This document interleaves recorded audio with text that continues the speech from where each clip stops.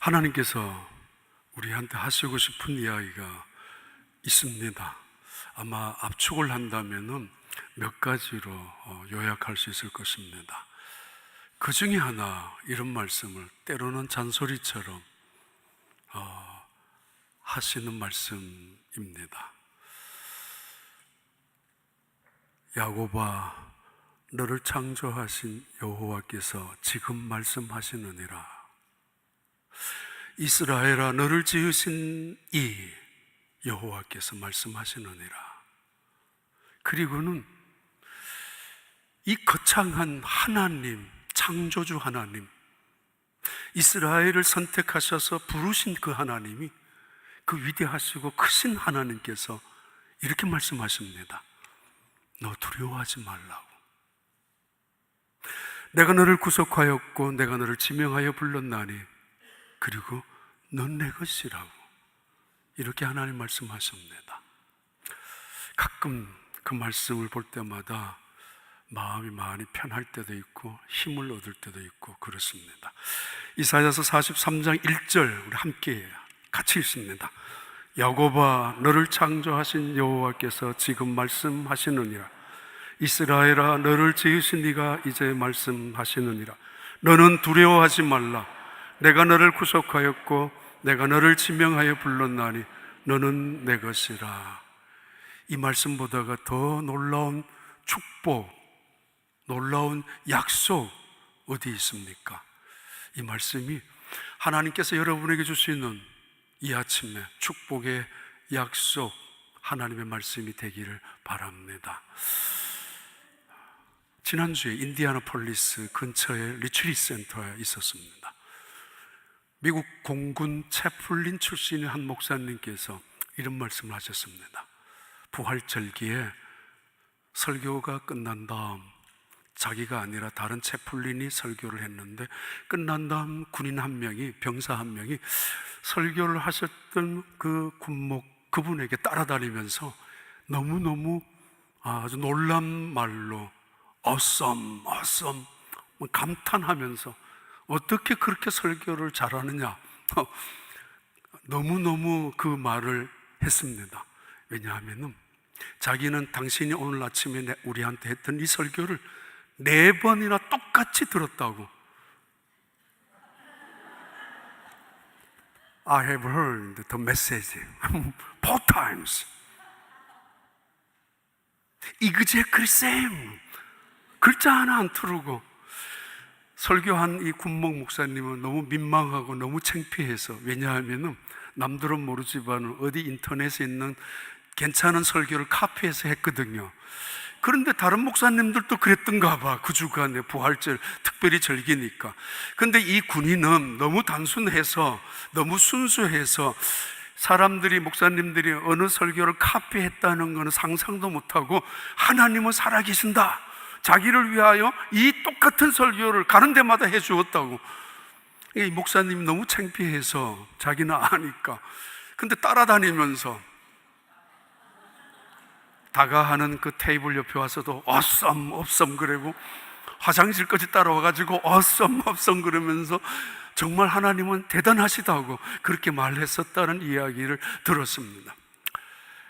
4번, 5번, 10번을 듣더라도 awesome, 하나님은 정말 살아계시는구나, 그렇게 순수함으로 들으시길 바랍니다.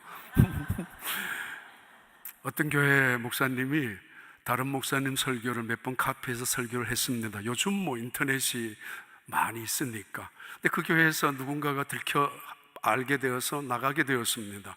이 목사님이 그랬다고 말합니다. 진짜 이상한 교회라고. 나는 전에 있었던 교회는 괜찮았는데 왜 그러냐고. 근데 바로 어제 인디애나폴리스 공항에 저를 라이드해 준 학생이 26살 인디애나 주립대학교 다니는 학생입니다. 유학생입니다. 그 지역에는 표두 대학교와 인디아나 대학교 이 두 개, 한국에서 온 유학생들이 약 1000명, 전에는 한 2000명 가까이 있었던가 봅니다. 그 정도로 많은 유학생들인데 이번에 이 기독교 집회에 온 학생은 별로 많지는 않습니다. 100여 명 정도 학생들이 모였는데 그 중에 한 명 학생이 저를 라이드를 해줬는데 이렇게 말했습니다. 자신은 아프리카에 선교사로 가고 싶다고, 그리고 이미 서약을 했다고 2년 전부터. 그런데 지금 고민스러운 것이 있는데, 기도를 하고 26살밖에 안 된 젊은 청년이 그렇게 말했습니다. 세 가지를 놓고 기도를 하는데, 첫째는 내가 이제 6년이 끝나면은 학위를 못 받으면 나가야 합니다. 그런, 만약에 학위를 받는 일에 실패를 한다면 어떻게 하지? 그래도 내가 선교사를 꿈을 가지고 가야 되는가? 하나님을 의지해야 되는가? 두 번째는 만약에 학위를 받고 나서 취직을 하지 못한다면 당장 그 기간에 법적인 기간 안에서 내가 취직을 못하면 다시 나가야 되는데, 나가면은 한국에 가면은 다시 그 선교사에 대한 비전이 약해질 것 같은 그런 아픔이 또는 그런 걱정이 있고, 세 번째는 지금 막 사귀고 있는 여학생이 3개월째 사귀고 있는데 같은 비전을 마침 갖고 있다고 했습니다. 그런데 이 여학생이 결혼을 이제 생각하고 있는 이 여학생이 나는 이제 싫다라고, 선교사로 더군다나 아프리카까지 가는 건 싫다라고 말을 한다면 나는 어떻게 하지라는 이 세 가지를 놓고 그렇게 되지 않기를 원하는 마음으로 기도를 드렸고, 만약에 그렇다 하더라도 이 세 가지 중에 하나도 이루어지지 않는다면은 나는 정말 어떻게 해야 되는가 그 걱정스러움으로 기도를 했었다고, 목요일부터 저녁마다 철야처럼 젊은 사람들이니까 뜨겁게 기도했었다는 이야기를 했습니다. 그리고 얼마 전에 LA를 갔었는데 교회를 주일날 세 곳을 갔었다고 합니다. 1부 예배, 2부 예배, 그리고 저녁 예배를 갔는데 그때 이분이 이런 이야기를 했습니다. 갔는 교회마다 똑같은 메시지를 했다고. 전 그 이야기를 들으면서 계속 속으로 웃었습니다. 또 무슨 일이. 근데 이분도 너무 순수해가지고 내가 물었습니다. 어떤 설교를, 본문을 했느냐 그러니까 누가복음 9장에 있는 예수님께서 내 제자, 너희가 나를 따라오면은 내 제자가 되라, 나를 따라오라 라고 말씀하셨을 때 어떤 제자 중에 한 명이 예수님께 이렇게 대답했지 않습니까? 내가 집에 가서 노부모가 계시는데 장례를 지내고 오겠습니다 라고 말했을 때 예수님께서, 이건 굉장히 난해한 성경 구절 중에 하나죠. 죽은 자는 죽은 자들로 하여금 장례 지내게 하고 너는 나를 따라오라고. 산 자는, 그리고 쟁기를 손에 잡고 뒤를 돌아보는 사람은 하나님의 나라에 합당하지 않는다고. 하나님의 나라를 향하여서는 나아가라고, 지금 따라오라고 그렇게 말씀하셨던 그 본문, 연결된 본문을 가지고 교회 갔는데, 세 곳의 교회를 갔는데 똑같이 들었다고. 그래서 전혀 안 웃으시는 거 보니까 진지하게 들으시는데, 저는 그 속으로 그 전 주간에 LA에 큰 어떤 세미나가 있었든지 어떤 큰 모임에 있어서 어떤 훌륭한 목사님이 목회자들 모아놓고 감동적인 메시지를 전달했을까?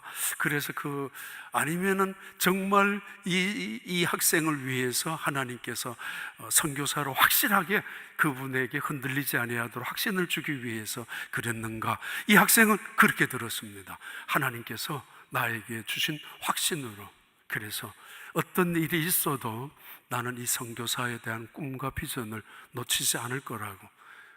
설마 지금 막 연애하고 있는, 불과 몇 달 되지 않았지만은 결혼까지 생각하고 있는 그 여학생이 선교사 두렵다고 해서 떠나간다 할지라도 나는 계속 하겠다고 그 이야기를 들었습니다. 다시 말합니다. 똑같은 설교하더라도 순수하게 하나님은 살아계시는구나, 어쩌면 이렇게 어쩌면은 글자 하나 안 틀리게 말할 수 있을까? 설마 그럴 리 없겠지만 갈리오라는 총독이 있습니다. AD 51년 7월 달에 역사적으로 역사 기록에 의하면 갈리오 총독이 AD 51년 7월 달에 바로 고린도 아가야 지역이 있는 그 땅에 총독으로 부임했습니다. 오늘 본문은 그 사건 이야기입니다. 사도 바울은 이 고린도에 와서 고린도 도성에 적어도 70만 명, 그 중에 40만 명 이상이나 되는 노예들과 함께 있는 그 시민들, 사실 타락한 도시, 가장 음란한 그 도시에 와서 사도 바울은 복음을 전파하고 있었습니다. 그런데 이 복음을 전파하고 있는 사도 바울에게 방해꾼으로, 해방꾼으로 나타나고 있는 사람들, 그들이 유대인이었습니다. 하나님을 가장 잘 믿어야 되는, 가장 잘 믿어도 자랑거리가 될 수 없는 그런 수많은 여건 속에 있는 그 이스라엘 백성들이 오히려 사도 바울의 복음 전파를 방해, 위협, 죽이려고까지 아주 끈질기게 괴롭히고 있는 그때 일어난 본문 계속합니다. 이번에 그 학생들이니까 주소 들은 이야기입니다. 학생들이 이번에 BTS라고 한국의 청소년들 방탄소년단이라고 굉장히 유명한 아이돌 가수 그룹이 있습니다. 댄스도 하고 뭐 랩도 하고 노래도 하는, 미국에 왔는데 비행기 티켓을 끊고 왔는데 입장권을 구입하지 못해서 한 대여섯 명의 학생들이 그 콘서트 밖에서 울고 있는, 마치 땅을 치면서 그 사진을 보았다고. 대단한 거죠.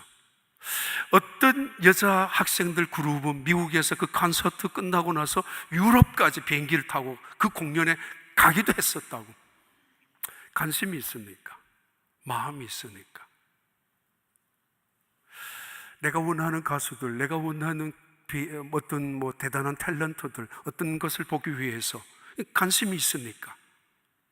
만약에 돈이 없다면 알바라도 해서라도 그것을 들어가야 되는 사람들, 만약에 알바를 했어도 돈이 모자라면 부모님을 어떻게 설득하든지 어떤 방법으로 돈을 끌어내든지, 아니면은 도둑질을 해서라도, 어떤 학생은 옛날에 신발을 사기도 하고 도둑질을 해서라도 갖고 싶은 옷을 구입하기도 하고, 관심이 있기 때문에, 마음이 있기 때문에.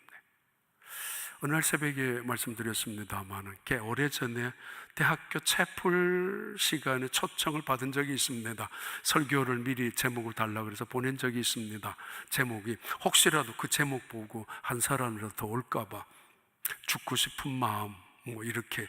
그런데 그날 가서 채플 시간에 예배를 드렸지만은 전혀 많은 학생들이 오질 않았습니다. 그런데 끝나고 나서 나오는데 옆에 강당에서 굉장히 많은 학생들이 쏟아져 나왔습니다. 기독교 역시 교양 강좌 시간이었지만은 관심이 있었으니까, 예배보다가도 더 듣고 싶었으니까, 어쩌면 그 유명한 사람을 보고 싶고 만나고 싶었기도 했으니까 가는 거죠. 당연히 마음이 있는 사람과 없는 사람 다릅니다. 부모님이 잔소리를 합니다. 아이들은 고개를 숙이고 듣기도 합니다. 듣는 척 할 것입니다. 그러나 속으로 딴짓합니다. 딴 생각합니다. 관심 없습니다. 이제 고등학교만 졸업하면은, 집에 나가면은 지긋지긋한 부모님의 잔소리 안 들을 거야. 나 마음대로 할 거야. 어떤 사람은 학교 다닐 때 우리 모두가 다 교장 선생님 훈화 시간에, 여름에는 얼마나 긴지 쓰러지는 학생도 있었고, 근데 어떤 훈화를 하든지 얼마나 유명한 말씀을 하든지 간에 아무런 관심도 없습니다. 듣는 학생은 없습니다. 전부 다 땅을 쳐다보고, 아니면 옆에 있는 학생들과 장난치기도 하고, 그런 학생들을 조용하게 다스리려고 선생님들이 몽둥이를 들고 다니지만은 누구도 관심 없습니다. 내 마음이 그 교장 선생님의 말을 들을 마음이 아니기 때문에. 직장에서 상사들이 꽤 많은 일들을 지적하고 꾸지람을 한다 할지라도 속으로 정말 공손히 들을 사람은 별로 없습니다. 그리고 시간이 지나면 자기 하고 싶은 대로 합니다. 내가 하고 싶은 대로, 내가 옳다라고. 그리고 속으로 딴 마음을 품을 것입니다. 때로는 사표를 쓸 것입니다. 더럽다고, 찢어버릴 것입니다. 다른 데 가겠다라고 할 수도 있을 것입니다. 관심과 마음의 차이입니다. 술집 광고가 있습니다. 신문에 부흥의 광고가 있습니다. 술집 광고를 낸 신문에 미국에서는 자주 보는 일입니다. 우리 로컬 신문에도 그런 거 같은 장 안에도 나타날 때도 있습니다. 새로운 얼굴이 우리 술집에 등장합니다. 그런데 그 밑에 또는 그 옆장이래요. 아주 훌륭한 부흥 강사가 오셔서 우리 교회에서 집회를 합니다. 관심 있는 사람 보게 될 것이고 마음 있는 사람은 쫓아가게 될 것입니다. 한번 물어봅니다. 왜 그렇게 살고 계십니까? 무엇 때문에 그렇게 바쁘게 때로는 피곤하게 살고 계십니까? 지금 여러분의 관심은 무엇입니까? 여러분의 마음을 뺏고 있는 것이 무엇이라고 여러분은 생각하고 있습니까? 사도 바울, 그는 고린도에 와서 복음을 전파하고 있는데 어느 날 밤에 예수님께서 나타나셔서 이렇게 말씀하십니다. 두려워하지 말라고, 그리고 멈추지도 말고 침묵하지 말라고. Don't afraid. Keep on speak. Don't silence.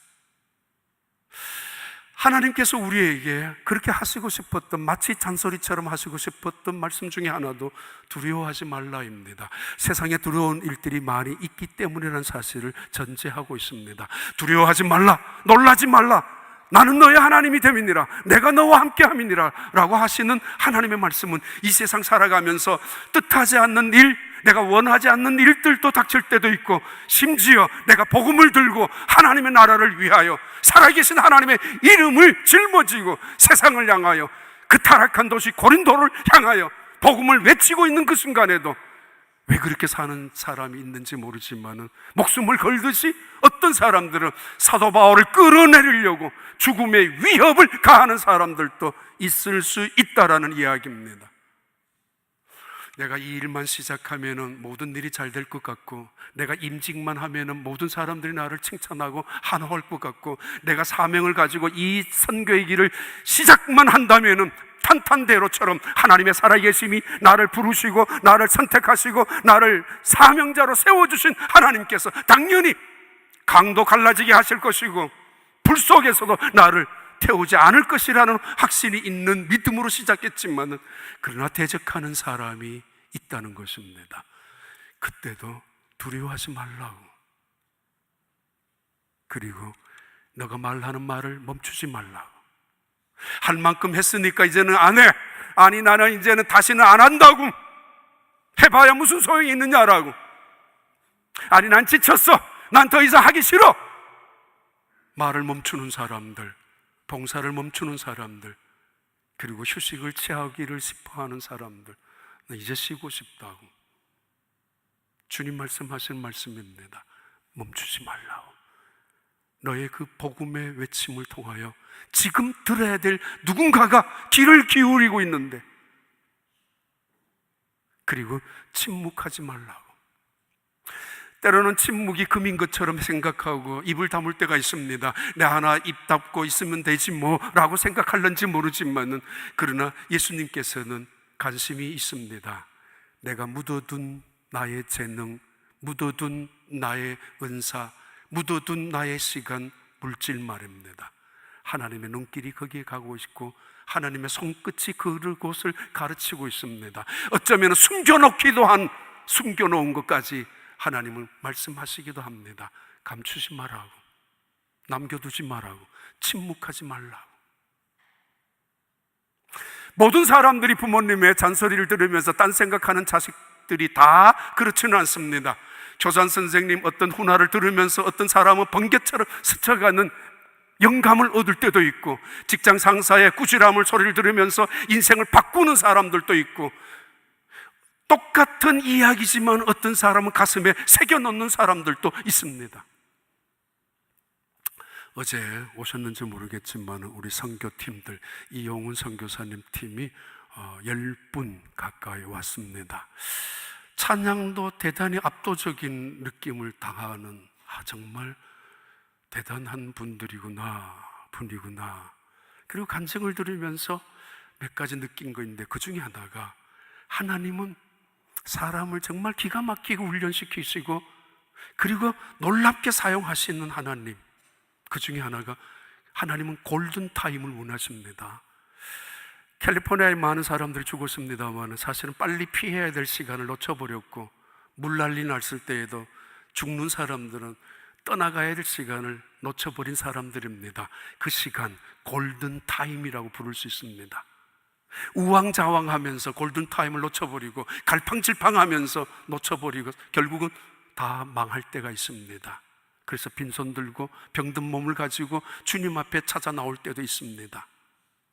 욕심 때문에 우왕좌왕하고, 교만 때문에 갈팡질팡하고, 의심 때문에 이것 가져가야 되는가 저것 가져가야 되는가, 아니면 남겨두는 것들 아쉬워서 숨겨둔 것 찾아내려고 하다가 보니까 아니면은 의심하다가 정말인가 맞아야 아닌가 그거 의심하다가 시간 다 보내서 골든타임을 놓쳐버린 사람들. 롯이라는 한 가족이 그렇게 밤새도록 갈팡질팡하다가 결국은 소금 기둥이 되어버렸던 아내, 남겨둔 모든 재산들 다 잿더미가 되고 말았던 그 롯의 가정의 이야기를 우리는 알고 있습니다. 사도 바울은 지금 멈추지 아니하고 하나님 말씀하셨으니까, 그리고 숨기지도 끝내지 침묵하지도 아니하고 두려움도 없이 이제는 다시 하나님의 복음을 전파하기 시작합니다. 내가 너와 함께한다. 아무도 너를 해할 자 없을 것이라. 누구도 너를 상하게 할 자가 없다라고. 이 성에는 여전히 내가 택한 나의 백성이 많다라고. I am with you. 내가 너와 함께한다고. 두려워하지 말아야 될 특별한 이유가 있다면 그 사람의 배짱이나 그 사람의 은사나 똑똑함이나 잘남이 아니라 하나님이 함께 하신다는 사실 때문입니다. 이걸 믿음이라고 합니다. 그들이 너를 향하여 침을 뱉고 그들이 너를 향하여 위협하고 그들이 너를 향하여 쫓아온다 할지라도 걱정하지 마라. No one is going to attack you. 내가 너를 지켜주고 있기 때문에. 이 성에는 내가 택한 나의 백성이 여전히 많다라고. 그렇게 해서 바로 한 달, 두 달, 세 달 떠나고 싶었습니다. 할 만큼 했다고 생각했기 때문입니다. 저들이 계속 두렵게 위협을 가해오기 때문입니다. 이제는 멈추려고 생각했었지만은 더 이상 멈출 수가 없었고, 예수님의 말씀대로 그들은 1년 6개월 가까이나 이 도성에서 복음을 전파하고 있었던 어느 날 바로 갈리오라는 총독이 이 자리에 부임해 왔었습니다. 이 갈리오, 사도행전 18장 9절부터 11절 읽고 지나갑니다. 같이 읽습니다. 9절부터. 밤에 주께서 한산 가운데 바울에게 말씀하시되 두려워하지 말며 침묵하지 말고 말하라. 9절, 10절. 내가 너와 함께 있으며 어떤 사람도 너를 대적하여 해롭게 할 자가 없을 것이니 이는 이 성중에 내 백성이 많음이라 하시더라. 그리고 11절부터 나오는 말씀이 이렇게 계속됩니다. 1년 6개월을 머물며 그들 가운데서 하나님의 말씀을 가르치니라. 그리고 12절에 그리고 드디어 갈리오가 아가야 총독이 되었을 때 유대인이 일제히 일어나 바울을 대적하여 법정으로 데리고 가서 13절 말하되 이 사람이 율법을 어기면서 하나님을 경외하라고 사람들을 권한다 하거늘. 선한 일에는 하나가 되는 것이 쉽지 않습니다. 왜 그렇게 되는지 모르지만 핑계가 많고 변명도 많고 또 명분도 많습니다. 이래서 안 되고 저래서 힘들고 전례가 어떻고 미래가 어떨 것이고 뭐 이러면서 선한 일에는, 그런 악한 일에는 쉽게 하나가 됩니다. 남을 욕하고 남을 비방하는 일에는 즐거움까지 있습니다. 남을 무너뜨리고 남을 죽이는 일에는 왠지 힘까지 얻는 것이 악한 일에 동참하는 사람들의 에너지이기도 합니다. 갈리오 이 총독이 나타납니다. 이 사람은 그 당시에 세네카라는 철학가이고, 그리고 네로 황제가 되기 전에 젊었을 때 네로를 가르쳤던 스승이기도 합니다. 그 세네카의 바로 친형이 누군가 하면 갈리오입니다. 갈리오가 AD 51년 7월 달에 아가야 지역 전체에 총독으로 부임하자마자 유대인들은 일제히 일어납니다. 기회가 왔다고 생각했기 때문입니다. 아직 정치적인 기반이 튼튼하지 못한 이 사람이 왔을 때, 아직 지지 기반의 구축을 하지 않았을 때, 아직 여전히 그 총독 관할에 있는 많은 백성들의 눈치를 봐야 하는 그때에 유대인들이 숫자를 가지고 밀고 일어나면은 당연히 사도 바울을 죽일 수 있을 것이라고, 적어도 사도 바울을 쫓아낼 수 있을 것이라고 생각했었던 유대인들이 일제히 일어납니다. 왜 그렇게 사는지 모르겠습니다. 처음부터 그들은 사도 바울이 못마땅했습니다. 그리고 시기로 그를 괴롭히고 시작했었고, 그를 추방하고 싶었던 유대인들, 잘 믿으려면 얼마든지 잘 믿을 수밖에 없었던 그들이지만은 정작 이 세상에서 가장 못난 자리에 떨어져 있는 시기심 때문에 이 사도 바울 일행을 끊임없이 괴롭히고 있었던 이 사람들. 그런데 사도 바울은 떠나지 아니하고, 떠나려고 하다가, 침묵하려고 하다가, 이제는 멈추려고 하다가 할 만큼 했으니까 이제는 더 이상 하나님의 백성이 없을 거라고 생각하고, 이제는 나도 더 지치고 싶지 않다고, 아니 이 사람들과 더 이상 싸우고 싶지 않다고 떠나고 싶었던 이 사도 바울, 그가 계속 남아서 복음을 전파합니다. 고린도 사람들, 그들에게 그들의 죄를 이야기했을 것입니다. 옛날 같으면은 의사들이, 한의원들이 가면은 손목을 맥을 짚고, 아니면 얼굴에 안색을 보고 뭘 먹느냐고, 뭘 배설을 하느냐고 주로 뭐 이런 식으로 물었겠지만은 언제부턴가는 완전히 바뀌기 시작합니다. 엑스레이가 나오고, CT 촬영이 나오고, MRI가 나오고, 아니면 간단하게 피 검사 하나를 통해서도, 혈액 검사를 통해서도 대단한 적어도 어떤 것들은 대체적으로 병을 찾아낼 수 있는 시대에 살아갑니다. 우리의 질병, 영적인 죄, 성경에서는 특별히 사도 바울은 고린도 성도들을 향하여 그 죄를 낱낱이 지적합니다. 하나님을 거역한 죄, 하나님을 알면서도 썩어버질 그 우상들 앞에서 춤을 추고 있는 죄, 그들의 그 더럽고 추악한 죄를 사도 바울은 분명히 지적했을 것이고, 이 죄로 인하여 하나님의 죄값을 통하여 형벌을 당하는 그들의 마지막 모습을 설명했을 것이고 제시했을 것입니다. 분명히 그 속에서 바로 이 저주와 하나님의 무서운 심판 속에서 벗어날 길은 오직 하나밖에 없다라고 예수 그리스도를, 바로 복음을 그 땅에서 제시해 주었을 것입니다. 아무리 세상에 살아가면서 관심이 내가 원하는 가수들, 내가 원하는 마음속에 있는 자리가 무슨 것이 있을 것입니다. 근데 어느 날 친구 따라, 어느 날 자식의 강요에 의해서 병원에 갔는데 느닷없이 암 판정을 받았습니다. 관심의 문제나 마음의 문제가 아닙니다. 시간의 문제나 또는 내 일생의 어떤 개인적인 생각의 문제가 아니라 치명적인 질병을 찾아왔을 때 그는 더 이상 콘서트 창을 돌아다니면서 텐트 치고 그 앞에 죽치고 살아갈 수는 없습니다. 그렇게 살아가서는 안 될 것입니다. 사도 바울은 고린도 백성들을 향하여 말합니다. 그들의 죄를, 치명적인 죄를, 다시는 걸어 나올 수 없는 죽음의 자리에 있는 그들을 향하여 하나님의 무서운 진노와 심판 통해서 지옥으로 갈 수밖에 없는 그 많은 수십만 명이나 되는 그 영혼들을 바라보면서 복음을 전하고 있는 사도 바울, 하나님이 우리를 위하여 오직 한 길을 준비하셨고 한 길을, 구원의 길을 예배해 놓으셨는데 바로 그분이 예수 그리스도라고 복음을 그들에게 전파하고 있는 사도 바울, 그것을 듣고 믿고 세례받는 사람들이 날마다 일어났습니다. 도망갔어야 되는데, 끝이어야 되는데, 이런 일이 안 이루어져야 하는데, 유대인들 보기에는 속이 상하고 견딜 수 없는 모욕감이고, 아니 이거는 자기들 스스로가 생각하기에는 참을 수 없는 일이 일어나고 있습니다. 더더구나 유수도라는 사람의 집은 유대인들이 모이는 해당 바로 옆이었거든요. 바로 옆에서 예배가 이루어지고 찬양이 이루어지고 복음이 선포되고 있기 때문에, 그리고 고린도에 있는 수많은 사람들이 날마다 드나들고 있는 걸 보면서 견딜 수가 없습니다. 왜 그렇게 사는 건지, 그렇게 비난하고 비판하고 살아가는 것이, 그렇게 다른 사람을 방해하고 끌어당기고 살아가는 것이 마침 자신들의 사명인 것처럼 유대인들이 살아가고 있습니다. 그래서 그들이 이 사도 바울 일행을 기습적으로 끌고 갈리오라는 총독 앞에 데리고 왔습니다. 이때 갈리오 총독 앞에서 이렇게 말합니다.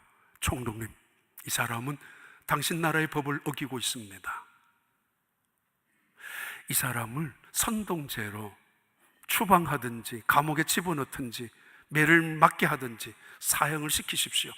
로마 황제를 거역하는 그런 사람이라고 그렇게 슬쩍이 또는 교묘히 말을 바꾸어서 말합니다. 이때 법은 두 가지의 법을 말합니다. 당신 나라의 법 노모스를 말하고, 그런데 이 갈리오가 어떻게 대답하는가 하면은 사도행전 18장 볼까요? 14절 15절 같이 읽습니다. 14절과 15절 같이 읽습니다.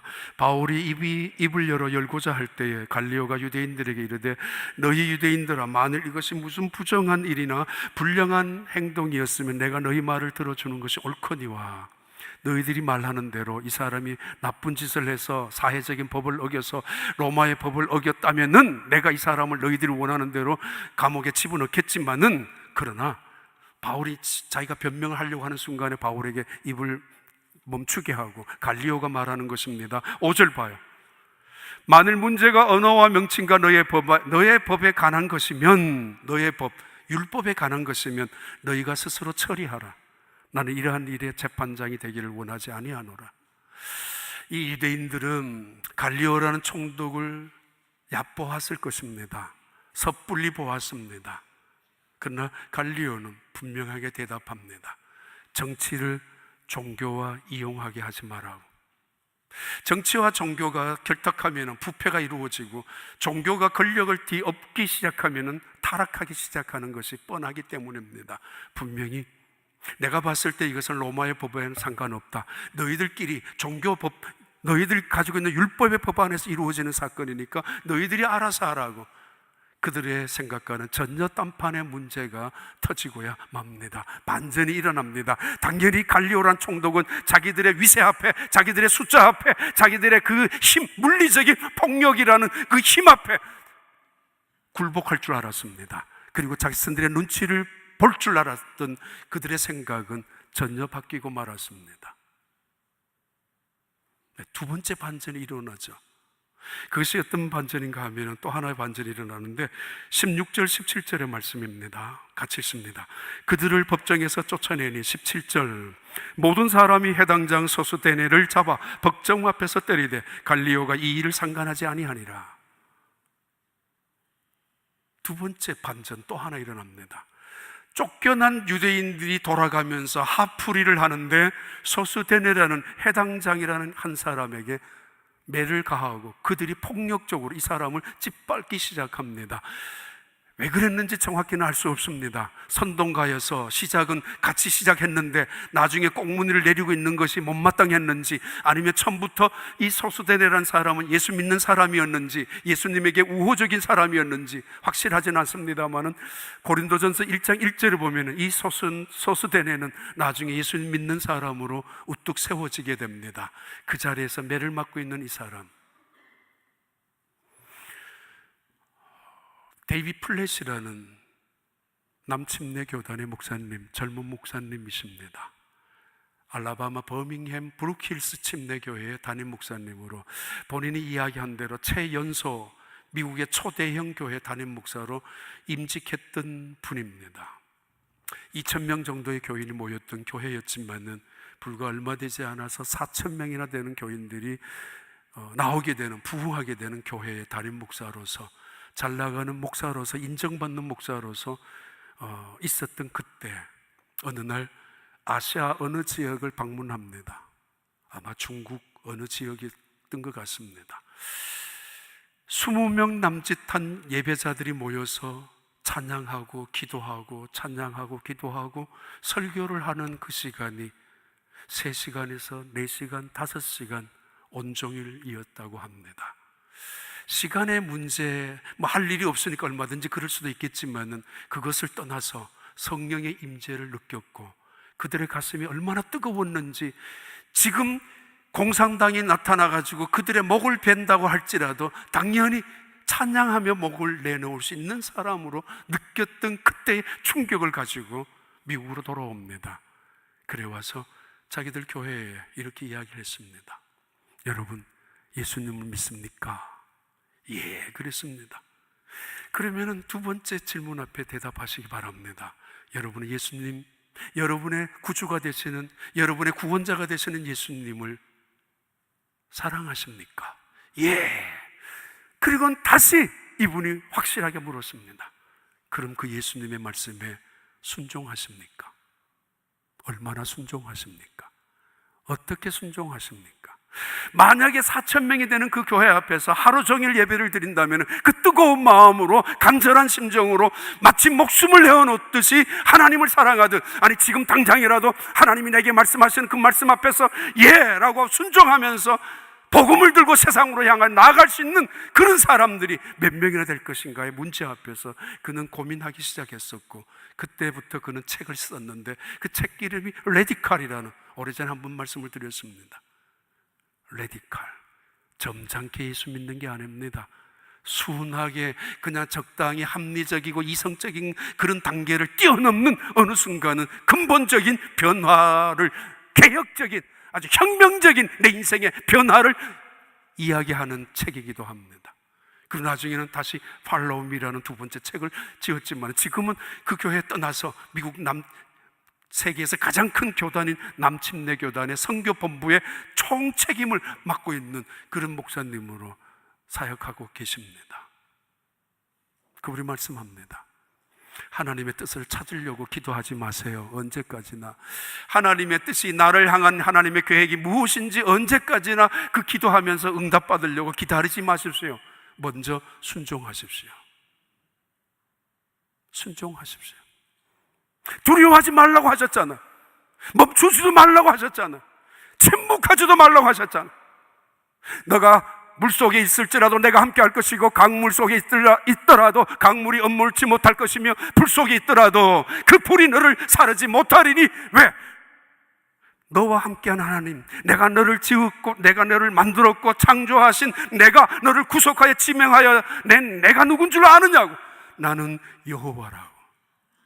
나는 여호와라고. 대저 나 여호와의 말씀이니라고. 그래요. 바로 그저께, 어제 계속 뉴스에 나온 것이 있죠. 차우라는 알라바마주 출신인지 워싱턴주의 출신인지 정확히는 모릅니다만, 이 젊은이가 인도의 한 섬에 100명 정도의 원주민들이 살고 있는 섬에 들어갔다가 화살에 맞아 죽었습니다.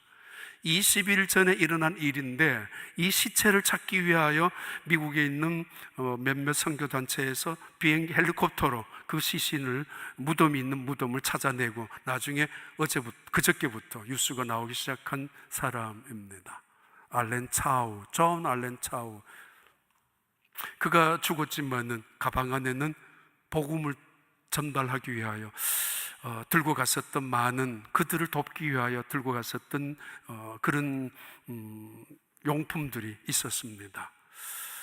그 섬에는 100여 명 정도의 원주민이 사는데 아무도 들어갈 수 없습니다. 왜냐하면 다른 사람이 들어가면 전염병 때문에 그 종족이 멸종하기 때문에. 그런데 지금 네 번째 들어오지 못하게 했기 때문에 네 번째기나 반복하다 결국 20일 전에 들어갔는데, 그를 배를 태워서 데려가 준 사람들의 이야기입니다. 화살에 들어가자, 모래사장에 내리자 말자 그쪽에 있는 원주민들이 화살을 땡겼고, 화살을 맞았는데 쓰러질 듯 하면서 그 사람들한테 걸어갔다고. 그러니까 사람들이 모여가지고 이 사람의 끈을 가지고 목을 끌고 나갔다고. 이것까지 그 배를 태워준 사람들의 목격담이었습니다. 이 소식을 들은 이 차우 가족의 어머니, 아버지가 이런 고백을 했습니다. 우리는 저들을 용서한다고. 만약에 그 땅에 복음의 씨앗이 심겨질 수만 있다면 내 아들이 그렇게 죽었던 것도 괜찮다고. 여러분의 관심은 어디 있습니까? 여러분의 마음을 붙잡고 있는 것은 무엇입니까? 빌립보서 3장 12절 읽고 마칩니다. 우리 같이 읽습니다. 12절부터 같이 읽습니다. 내가 이미 얻었다 함도 아니요 온전히 이루었다 함도 아니라 오직 내가 그리스도 예수께 잡힌 바 된 그것을 잡으려고 달려가노라. 13절에 형제들아 나는 아직 내가 잡은 줄로 여기지 아니하고 오직 한 일 즉 뒤에 있는 것은 잊어버리고 앞에 있는 것을 잡으려고. 14절 표대를 향하여 그리스도 예수 안에서 하나님이 위에서 부르신 부름의 사항을 위하여 달려가노라. 사도 바울의 온통 관심은, 정말 마음의 모든 중심은 자기를 부르신 하나님의 부름, 그리고 그 부르신 자의 상급, 그것을 가지고 이 세상을 향하여 복음을 전파하기 위하여 나가고 있습니다. 어제도 우리 선교사님 팀 일행들 뉴욕에 와서 찬양하는 찬양 전공자들, 젊은 분들입니다. 가장 골든 타임을 갖고 있는 시간인데 그들끼리 모여서 기도하고 그들끼리 함께 모여서 예배하고 그러다가 선교팀을 만드는 것 같습니다. 그래서 자신들에게 주어지는 최고의 것을 바로 이때 하나님을 향하여 이 땅에 아직도 자기들이 얼마나 심각한 죄를 갖고 있는지, 50억이나 되는 인구입니다. 예수님을 믿지 않는 사람들이 50억이나 이상이나 되는 그 사람들에게 내가 복음을 알았다면, 복음을 통해서 구원을 받았다면, 예수 아니면 구원받을 수 없다는 것을 내가 믿고 있다면, 그들이 예수를 모르고 있는데, 그들이 복음을 모르고 있는데 어찌 그냥 있을 수 있냐 말이에요. 바로 너라고 말하고 있죠. 데이브 플랫은 그렇게 말합니다. 당신이 바로 그 사람이라고 말하고 있습니다. 사도 바울은 말합니다.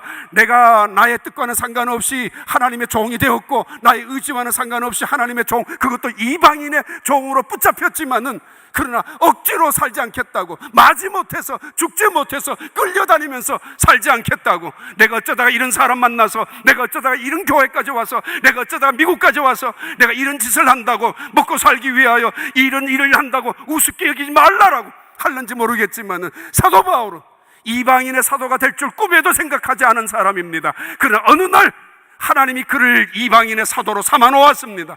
그럼 이쪽에는 또 한쪽의 마음, 나 굉장한 사람이야, 나 괜찮은 사람이야, 나 이런 거 한다고 우습게 보지 말라고, 나 앞으로 대단한 사람이야 라고 말할 그런 것으로 변명하는 사람이 아니었습니다. 그는 이 자리에서 잡힌 바 된 그것을 잡으려고 쫓아갑니다. 노예로 살지 않겠다는 것이죠. 더 이상 종이 되지 않겠다는 이야기죠. 더 이상 죽지 못해서 억지로 살지 않겠다는 것입니다. 이제는 자원하며, 이제는 기쁨으로, 이제는 능동적으로, 이제는 감격으로, 아니 이제는 순종하면서 나를 기다리는 그들을 향하여, 아니 제가 무엇인지조차 모르고 살아가는 그들을 향하여, 수도 없는 세상의 수많은 관심을 가지고 마음에 쏠리고 살아가는 이 세상을 향하여 그들의 죄를 지적해주고 복음을 제시해 주는 것이 그에게는 가장 큰 축복이고 영광이었습니다. 이렇게 살아갈 수 있는, 이렇게 하나님의 말씀 앞에 순종하며 살아갈 수 있는 여러분, 그래서도 강 속에서도 불 속에서도 사자굴 속에서도 함께 하시는 그 하나님의 능력과 영광을 체험하는, 그것을 증거하는 여러분들이 되기를 진심으로 주님의 이름으로 축복합니다.